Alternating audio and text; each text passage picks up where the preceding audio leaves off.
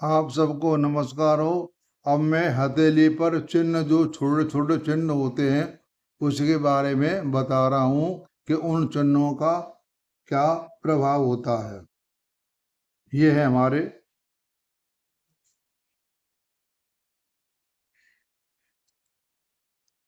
इसमें बताया है कि ये इन्हें कहते हैं प्रभाव रेखाएं। इनका तात्पर्य है कि ये रेखाएं हथेली पर कभी प्रकट हो जाती हैं, कभी लुप्त हो जाती हैं।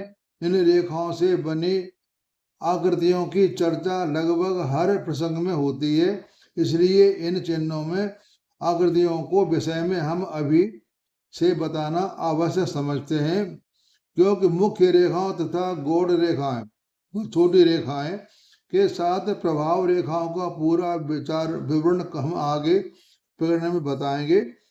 भारतीय सामुद्रिक शास्त्र में हथेली के निशानों में रथ, पर्वत, छतरी, झंडा, वृक्ष, मंदिर, घड़ा, कमल, ये कई चिन्ह होते हैं, लेकिन हमें उनमें नहीं जाना। हमने सिर्फ ये चिन्ह देखना है। इन निशानों के हथेली पर जैसे क्रॉस है, स्टार है, ये क्रॉस है हमारा, ये स्टार है हमारा, और ये है तिकोना, ये है तिकोना, और ये है आइसलैंड, और ये है जाल, और ये है त्रिशूल, ये है त्रिशूल। तो इन निशानों के हथेली पर पाए जाने के भाग्य पर क्या प्रभाव पड़ता है, इस बारे में मैं आपको बताऊंगा कि हमारे भाग्य पर क्या प्रभाव पड़ता है। अब चलते हैं हम क्रॉस पर। ये क्रॉस चिन्ह है, ये ऐसे होते हैं या ऐसे होते हैं, मतलब वो लाइन क्रॉस मारता हुआ दिखाई देता है। दो दिशाओं से प्रभाव रेखाएं या गौड़ रेखाएं एक दूसरे को काटे वो निशान बनता है, इसे कहते हैं क्रॉस। मुख्य रेखाओं के एक दूसरे को काटने से बनने वाले निशान को क्रॉस नहीं कहते। जैसे हमारी ये रेखा जा रही है, ये रेखा जा रही है, इस रेखा में कोई ऐसे लेन काटे तो उसको हम क्रॉस नहीं कहेंगे, क्रॉस कहेंगे। जैसे ये बना हुआ क्रॉस, ये क्रॉस इसे कहेंगे। कोई मुख्य रेखा को कोई लाइन काट रही है, उसको हम क्रॉस नहीं कहेंगे।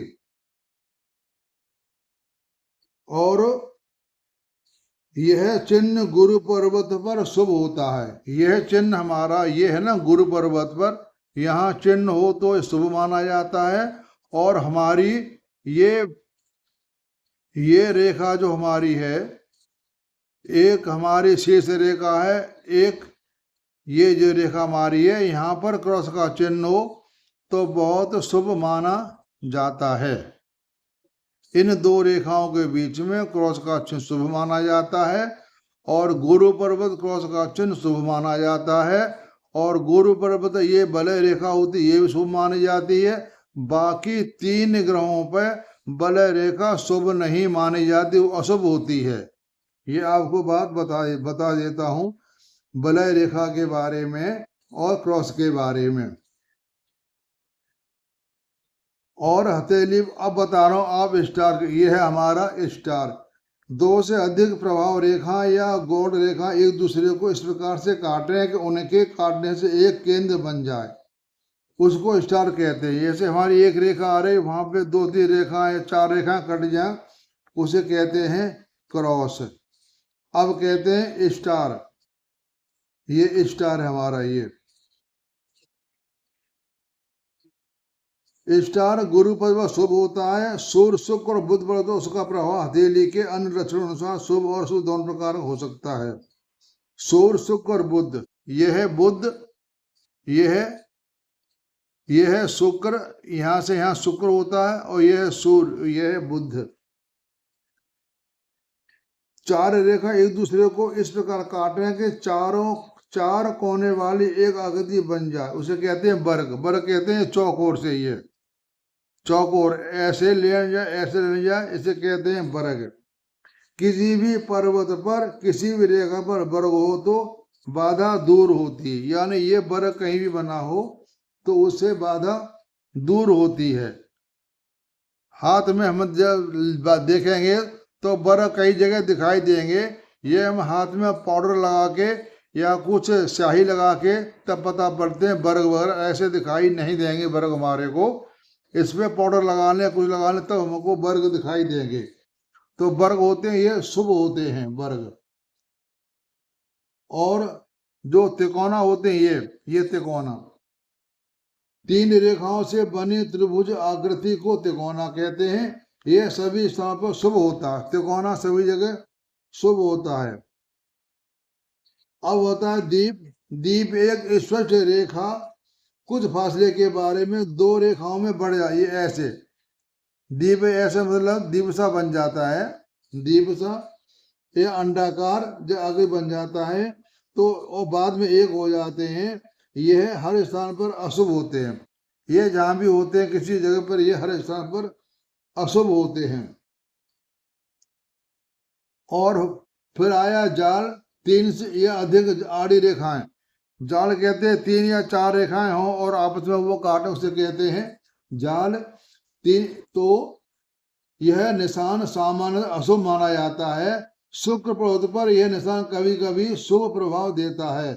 शुभ अशुभ का विवरण शुक्र पर्वत में सूक्ष्म विवरण में, मतलब ये जहां भी बना होता है ये ठीक नहीं होता है। एक होता है फुंदना, यह आमतौर पर मुख्य रेखाओं के अंत पर होता है। यह फुंदना ये रेखा के अंत पर होता है। ये रेखा अंत जो ये हो रहा है ये अंत पर होता है। ये रेखा के अंत पर फुंदना होता है। जहाँ फुंदना होता है ये आम रेखाओं के अंत पर होता है। ये रेखा शक्ति को कम करता है। ये शक्ति को कम करता है रेखा के अंत में हो तो। और फिर होता है त्रिशूल। त्रिशूल हमारा ये है त्रिशूल, ये वाला त्रिशूल। ये खड़ी रेखा के अंत में हो तो उसके 3 सिर उंगलियों की ओर होते हैं। रेखा तथा पर्वत के संबंध में बहुमुखी विकास होता है। और यदि यह आड़ी तथा अर्धगोलाकार रेखा अंत में हो तो रेखा की शक्ति के अनुसार फल देता है। ये है हमारा, ये है इस तरह से त्रिशूल टाइप। ये शुभ माना जाता है क्योंकि ये रेखा की शक्ति को बढ़ाता है। और फुंदना होता है वो एक तरह से जाल सा होता है, जैसे ये ना फुंदना, ये है फुंदना सा। ये है फुंदना, यहाँ पे फुंदना सा है। और ये त्रिशूल, त्रिशूल ठीक होता है और फुंदना होता वो ठीक नहीं होता है। तो खड़ी रेखाएं आमतौर पर शुभ मानी जाती हैं, किंतु यदि एक पर्वत पर 2 अधिक खड़ी रेखाएं हों तो उनका शुभता कम हो जाती है। आड़ी रेखाएं आमतौर अशुभ मानी जाती हैं, किंतु शुक्र पर्वत पर आड़ी रेखाएं अशुभ नहीं होती।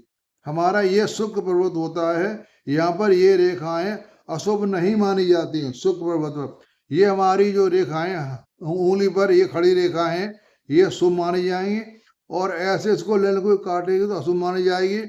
लेकिन शुक्र पर्वत भी ये लेना है, ये शुभ मानी जाएंगी। यहाँ होती हैं ये भी शुभ मानी जाती हैं, ये शुभ नहीं होती हैं।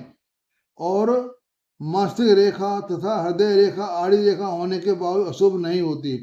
मस्तिष्क रेखा तथा हृदय रेखा, यह है मस्तिष्क रेखा, ये है हृदय रेखा। ये मस्तिष्क रेखा, ये है हृदय रेखा।